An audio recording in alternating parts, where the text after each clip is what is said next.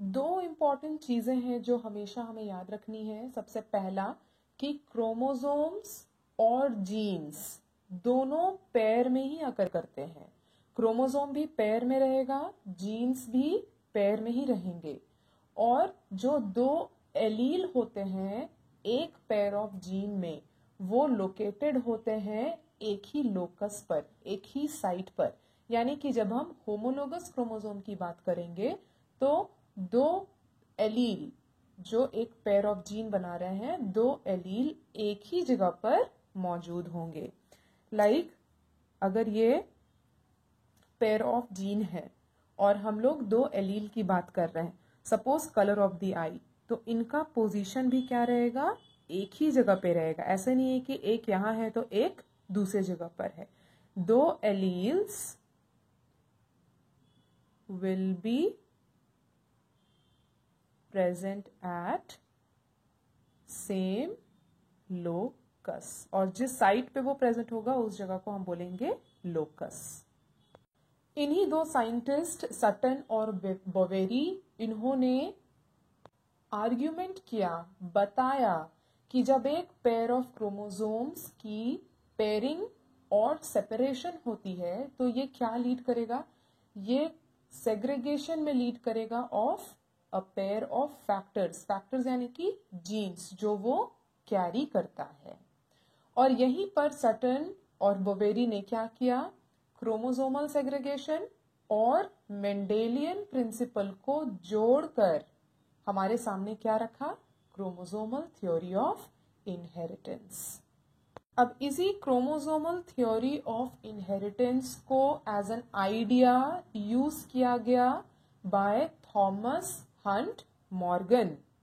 Thomas Hunt Morgan ने इस synthesis को एज एन आइडिया लिया और इसके लिए एक एक्सपेरिमेंटल वेरिफिकेशन किया। एक एक्सपेरिमेंटल वेरिफिकेशन के through chromosomal theory of inheritance को समझाने की कोशिश की। और इसी के तहत इन्होंने क्या डिस्कवर किया, बेसिस फॉर द वेरिएशन। मतलब इन्होंने ये पता लगा लिया कि सेक्सुअल रिप्रोडक्शन क्या प्रोड्यूस करता है, वेरिएशन प्रोड्यूस करता है। मॉर्गन ने एक्सपेरिमेंटल वेरिफिकेशन के लिए यूज किया फ्रूट फ्लाइज, जिसको हम कहते हैं ड्रोसोफिला मेलानोगैस्टर।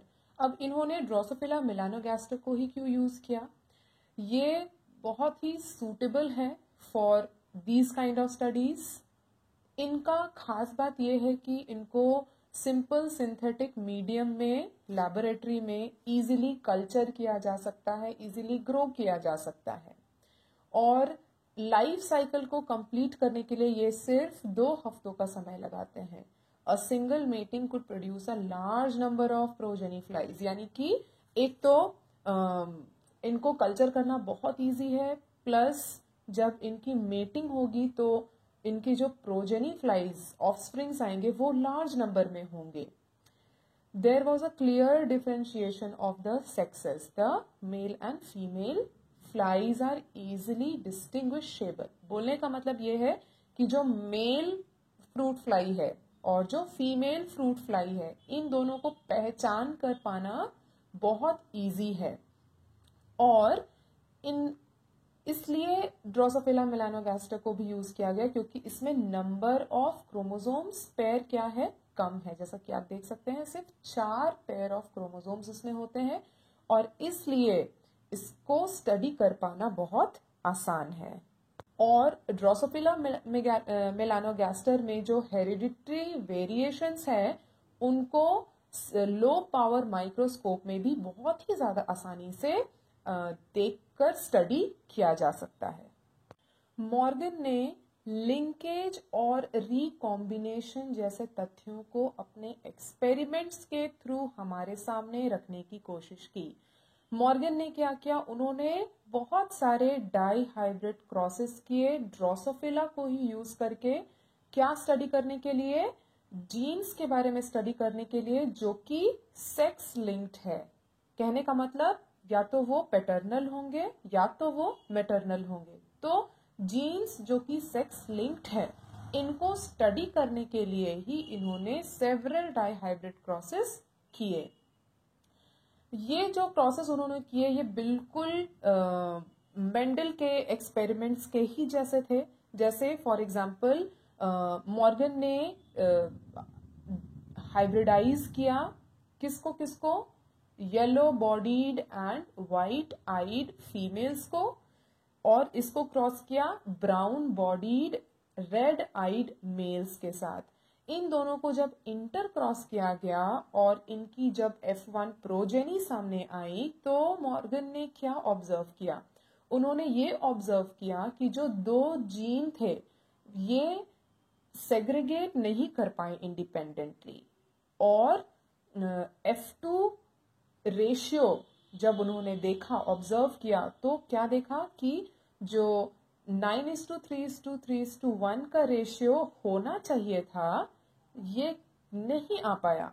मतलब जो रेशियो मॉर्गन को मिला F2 जनरेशन में वो काफी अलग था जो कि इस पैटर्न में होना चाहिए था, जो कि एक्सपेक्टेड रेशियो मिलना चाहिए था वो नहीं मिल पाया। जब हम लिंकेज और रिकॉम्बिनेशन की बात करते हैं तो ये दोनों एक्सेप्शन है टू मेंडल्स लॉ। मतलब मेंडेलियन लॉज में हम लिंकेज और रिकॉम्बिनेशन के बारे में नहीं देखते हैं। क्यों? क्योंकि मेंडल ने हमें क्या प्रिंसिपल्स बताए, उन्होंने बताया कि लिंकेज नहीं हो सकता, रिकॉम्बिनेशन के बारे में उन्होंने कभी चर्चा ही नहीं की। लेकिन यहाँ पर हम जब मॉर्गन के एक्सपेरिमेंटेशंस को देख रहे हैं तो यहाँ पे हम लिंकेज और रिकॉम्बिनेशन देखते हैं। लिंकेज क्या है? जब highly linked genes pass on together into the progeny, इसको हम क्या कहेंगे? लिंकेज कहेंगे। तो जब कभी भी लिंकेज होगा तो लिंकेज के वजह से मोस्ट ऑफ द जनरेशन जो होंगे उनमें क्या आएगा? पेरेंटल कैरेक्टरिस्टिक आएगा। Only a few have non parental character. मतलब 100% तो पेरेंटल कैरेक्टर नहीं हो सकता, कुछ परसेंट रिकॉम्बिनेशन में नजर आएगा, नॉन पेरेंटल कैरेक्टर में भी नजर आएगा। The character for dihybrid cross taken by Morgan they related to X chromosome. यानी कि यहाँ पर मॉर्गन और उनके जो कंपेनियन साइंटिस्ट थे वो जानते थे कि जीन्स जो है वो कहाँ लोकेटेड है? एक्स क्रोमोसोम में लोकेटेड है। दोनों ही कैरेक्टर किस में प्रेजेंट है? एक्स क्रोमोसोम में प्रेजेंट है। जब हम लिंकेज और रिकॉम्बिनेशन की बात करते हैं तो linkage is totally opposite to recombination. कहने का मतलब यह है कि as high is the link between two gene, दो जीन के बीच में लिंकेज जितना ज्यादा स्ट्रॉन्ग होगा उतने ही ज्यादा लेस चांसेस होगा रिकम्बाइनिंग का। यानी कि अगर दो जीन आपस में बहुत ही ज्यादा टाइटली लिंक्ड है तो इन जीन्स का रिकम्बाइनिंग नहीं हो पाएगा विथ अदर जीन। इसको सिंपली ऐसा भी कह सकते हैं कि लिंकेज जितना स्ट्रॉन्ग होगा रिकॉम्बिनेशन उतना ही कम होगा, और लिंकेज जितना कम स्ट्रॉन्ग होगा उतना ही ज्यादा हम रिकॉम्बिनेशन देख सकते हैं।